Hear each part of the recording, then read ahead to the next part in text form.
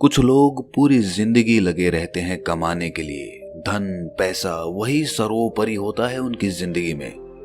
उन्हें लगता है कि बहुत ज्यादा धन कमाने के बाद वो आराम से सुखी होकर अपना जीवन जिएंगे, लेकिन वही धन वही संपदा उसके बच्चों की लड़ाई का कारण बन जाती है। और वहीं दूसरी तरफ कुछ लोग अपना सब कुछ छोड़कर, अपना घर परिवार, अपनी धन संपदा सब कुछ पीछे छोड़कर संन्यास ले लेते हैं। उन्हें लगता है कि संसार को त्याग कर वो असल मुक्ति का रास्ता अपना सकते हैं, जीवन का असली सुख अनुभव कर सकते हैं। दोनों ही आदमी अपने अपने स्तर पर सुखी होने के लिए नाना प्रकार के प्रयास करते रहते हैं। एक धन संपदा इकट्ठी करता रहता है और दूसरा धन संपदा त्यागता रहता है।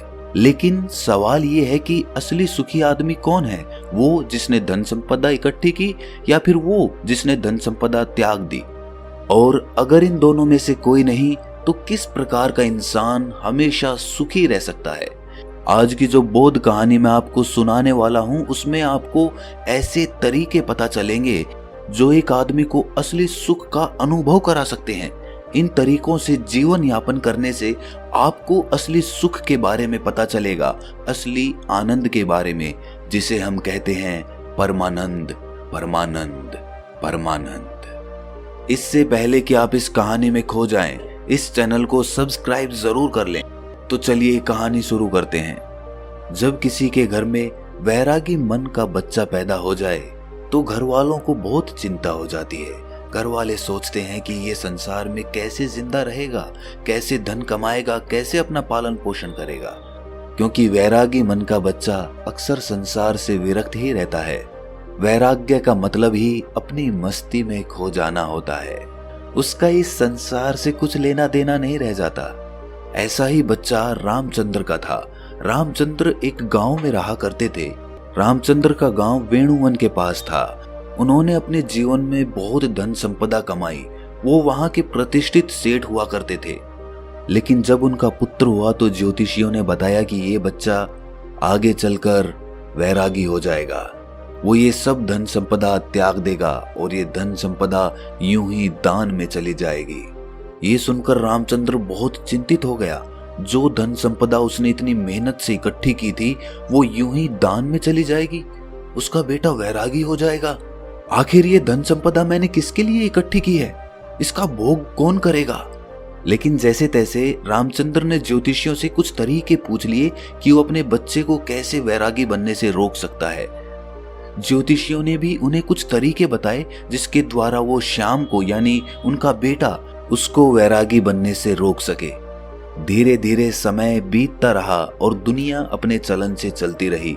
श्याम धीरे धीरे बड़ा होने लगा और उसके पिताजी यानी कि रामचंद्र फिर से धन संपदा और ज्यादा बनाने में जुट गए।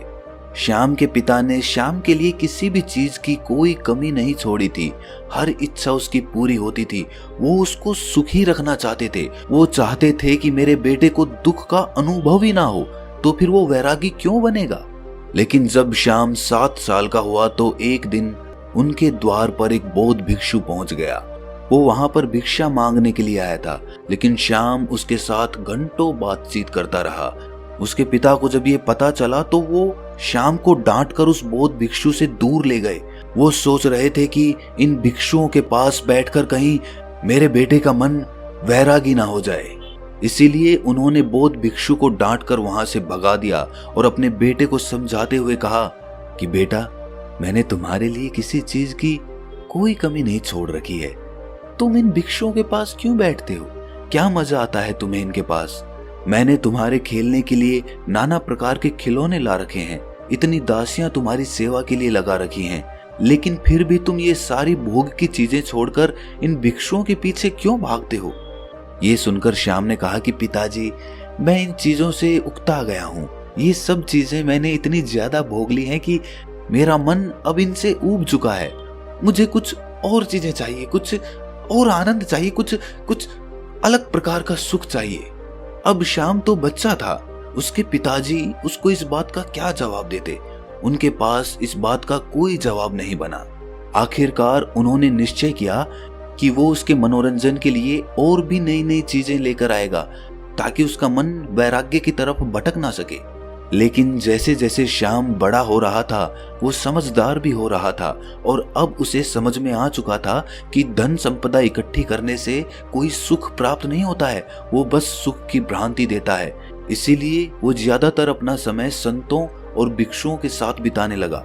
एक दिन जब उसके पिता ने उसे संतों के पास बैठे देखा तो उसका खून खौल गया। उसने सोचा कि मैंने जिंदगी भर जिस बच्चे के लिए कमाया वो भिक्षु बनने जा रहा है। मैंने उसको इतना समझाया, सारी सुख सुविधाएं उसके लिए हाजिर करवाई और फिर भी ये मुझे छोड़कर, मेरी संपत्ति को छोड़कर वैरागी बनना चाहता है। ऐसा वैराग्य में है क्या? उसका मन इस बात से बहुत ज्यादा दुखी हो गया था। इसीलिए उसने गुस्से में अपने बेटे का हाथ पकड़ा और सीधा उसे अपने घर पर ले गया। घर ले जाकर उसने अपने बेटे के चेहरे पर तमाच से एक थप्पड़ मारा। गाल पर थप्पड़ पड़ते ही कोमल स्वभाव श्याम के आंसू टप टप करके नीचे रामचंद्र के पैरों पर गिरने लगे। इसके बाद रामचंद्र को एहसास हुआ कि उसने बेवजह ही, बिना कोई बात ही अपने बेटे को यूं ही थप्पड़ मार दिया। उसने अपने बेटे को समझाते हुए कहा, मैं तुम्हारे आगे हाथ जोड़ता हूं। मैंने ये धन संपदा इसीलिए इकट्ठी नहीं की कि ये दान में चली जाए। मैं चाहता हूं कि तुम इसका सुख भोग करो, तुम मेरी संपत्ति को भोगो। तुम्हारे अलावा मेरा है ही कौन? इस संपत्ति का मालिक कौन बनेगा? और यही असली सुख है। पूरी दुनिया धन के पीछे भाग रही है और तुम्हें ये धन विरासत में मिल रहा है। इसका भोग करो।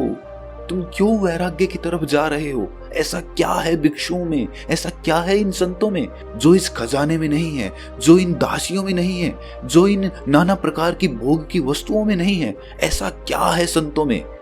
ये सुनकर श्याम ने अपने पिता से कहा कि पिताजी, मैं आपकी हर एक बात मानूंगा, बस आप एक बार आज शाम को मेरे साथ चलो।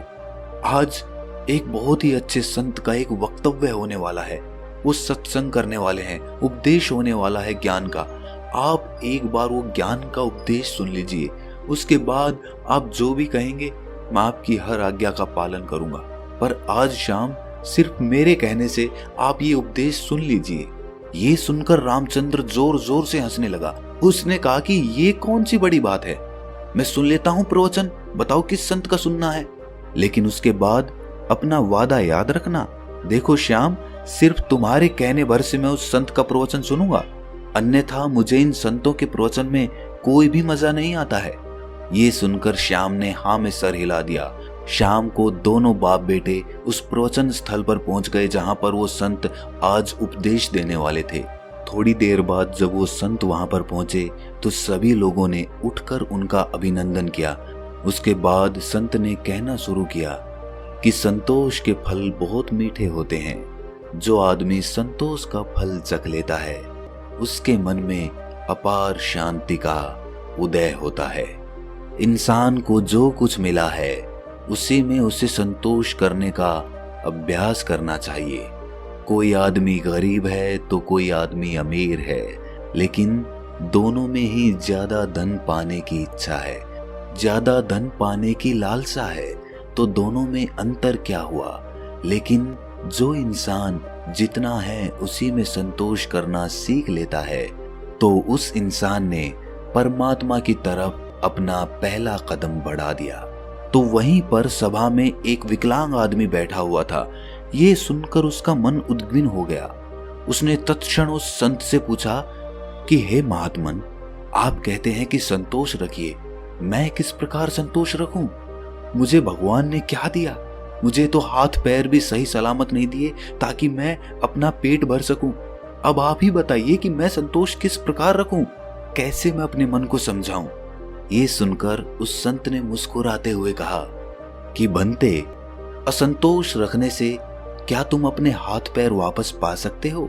ठीक है, मैं कहता हूं कि तुम संतोष मत रखो, तो उससे क्या फर्क होगा, क्या भेद पड़ेगा? अरे तुम्हारे हाथ पैर तो फिर भी नहीं आएंगे, लेकिन असंतोष की वजह से तुम अपने मन को, अपने चित्त को दुखी जरूर कर लोगे। इसीलिए तुम्हारे पास कोई भी विकल्प नहीं है संतोष के अलावा। तुम्हें चाहे मजबूरीवश या अपने मन के अनुसार ही संतोष पैदा करना होगा। उसी संतोष को पैदा करने के बाद तुम अपने मन की शांति प्राप्त कर सकते हो। याद रखना, जीवन का परम लक्ष्य एकमात्र होता है और वो होता है अपने मन की एकांतता। चाहे हम माया के सागर में पड़कर ये भूल जाएं कि जीवन का परम लक्ष्य क्या होता है, हम ये भूल जाते हैं। हम नए नए लक्ष्य बना लेते हैं। जीवन में ये प्राप्त करना है, वो प्राप्त करना है, जीवन में अमीर बनना है, प्रतिष्ठित बनना है, और यही लक्ष्य हम सर्वोच्च लक्ष्य बना लेते हैं। लेकिन ये सब माया का ही एक सागर है। लेकिन जिस दिन तुम माया के सागर को पार करके दूसरे किनारे पर पहुंचोगे, उस दिन तुम्हें एहसास होगा कि जीवन का परम लक्ष्य एक ही होना चाहिए, और वो है मन की शांति, मन की एकाग्रता, मन की एकांतता। और जब तुम अपने मन के एकांत को पहचान लेते हो, उसे अनुभव कर लेते हो, उसके आनंद को चख लेते हो, तो फिर व्यर्थ के लक्ष्य, व्यर्थ की चिंताएं, सब कुछ पीछे छूट जाता है और बच जाती है एक चीज, और वो है मन का एकांत। इसके बाद उस संत ने उस विकलांग आदमी से पूछा कि चलो तुम ही बताओ, अगर तुम्हारे हाथ पैर होते तो तुम क्या करते? क्या तुम उस वक्त खुश रहते, सुखी रह सकते? जरा सोचो, अगर आज तुम्हारे हाथ पैर आ जाएंगे तो तुम अपने जीवन में नए लक्ष्य स्थापित कर लोगे कि मुझे ये बनाना है, मुझे ये चाहिए, मुझे वो चाहिए, और उसके बाद वो नहीं मिलेंगे तो फिर से मन में असंतोष पैदा होगा। असंतोष का हमारे शरीर से कुछ लेना देना नहीं है, उसकी उत्पत्ति तो मन से होती है, चीजों का भराव तो मन से होता है। अक्सर मैंने विकलांग लोगों को हंसते हुए देखा है और हट्टे कट्टे तंदुरुस्त लोगों को रोते हुए देखा है।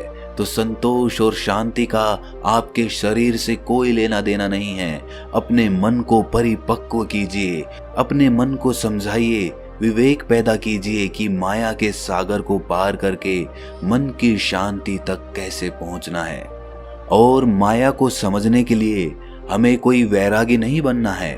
वैराग्य तो छोड़ना होता है, छोड़कर भाग जाना होता है।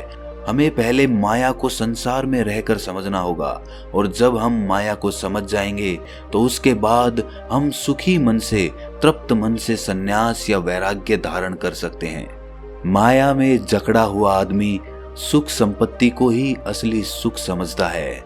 संपत्ति, धन, प्रतिष्ठा, यही उसके लिए सर्वोच्च होते हैं।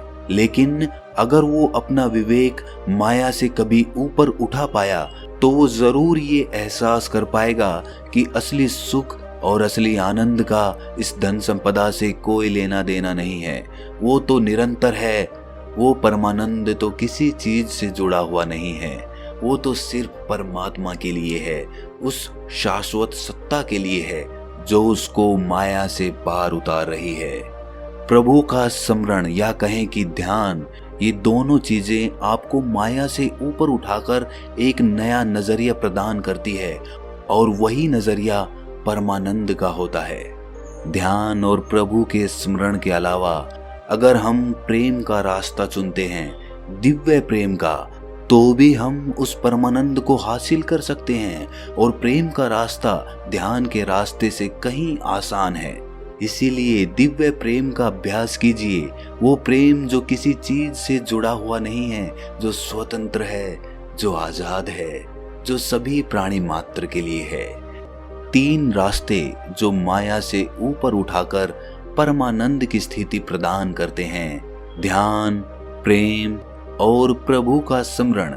आप कोई भी रास्ता अपना सकते हैं, सभी रास्ते एक ही मंजिल पर पहुंचते हैं।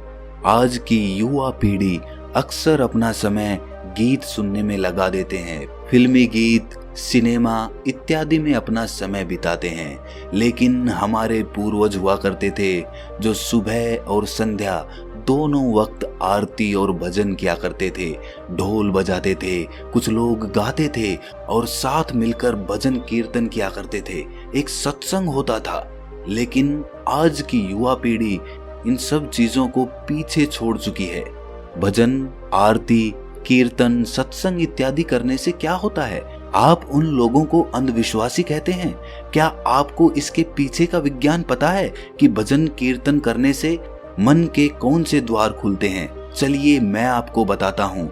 जब भी हम कोई भजन कीर्तन करते हैं, उसमें शामिल होते हैं, तो उसमें हमारा चित्त शामिल हो जाता है।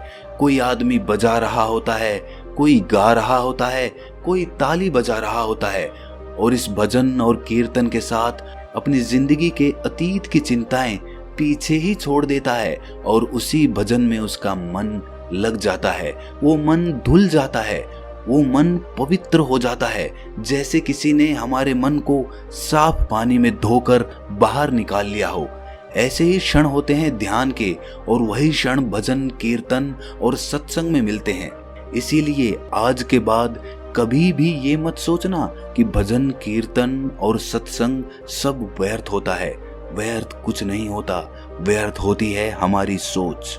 इसीलिए युवा पीढ़ी से मेरी गुजारिश है कि भजन कीर्तन और सत्संग या ध्यान, प्रेम इत्यादि में अपना समय बिताएं, इनके बारे में समझें, ताकि आप अपने मन के परमानंद के द्वार को खोल सकें, एक अद्भुत आनंद अनुभव कर सकें।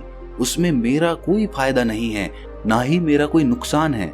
मैं तो बस ये चाहता हूँ कि जो स्वाद मैंने लिया, जो स्वाद मैंने चखा, जो मुझे अच्छा लगा, वो दूसरे लोग भी चख सकें, वो भी उसका स्वाद उठा सकें।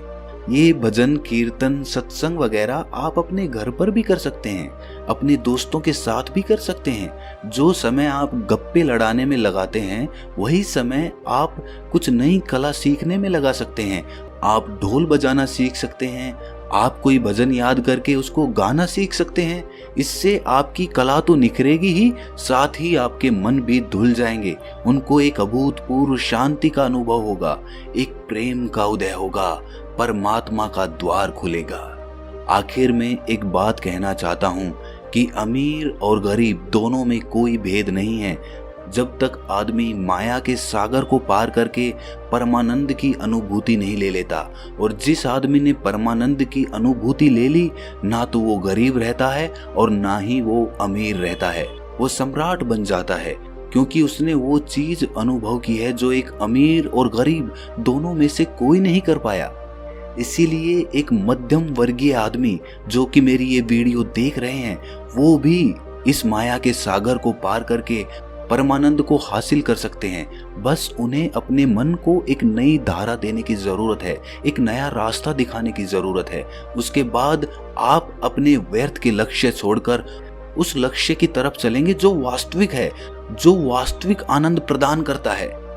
और उसके बाद आपके मन की सारी भ्रांतियां टूट जाएंगी कि असली सुख कैसे प्राप्त किया जाता है। तो दोस्तों, कैसी लगी ये कहानी आपको कमेंट सेक्शन में जरूर बताना, और अच्छी लगी तो इस चैनल को सब्सक्राइब जरूर कर लेना। तो मिलते हैं अगली कहानी में, तब तक के लिए अपना ख्याल रखें।